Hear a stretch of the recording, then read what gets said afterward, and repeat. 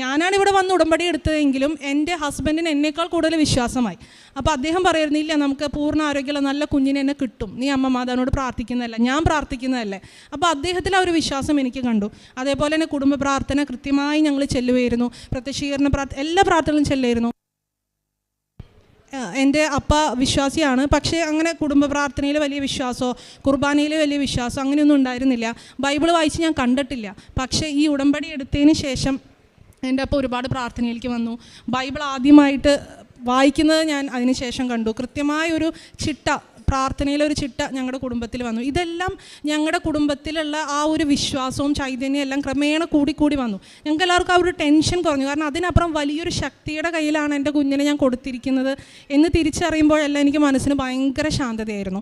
അങ്ങനെ 8-ാം മാസം, കാരണം ആ സമയത്ത് കൊറോണ ആരംഭിച്ചിട്ടുണ്ടായിരുന്നു, അതുകൊണ്ട് 7-ാം മാസം സ്കാൻ ചെയ്യാൻ പറ്റിയില്ല, കുറച്ച് വൈകി 8-ാം മാസമാണ് സ്കാൻ ചെയ്തത്.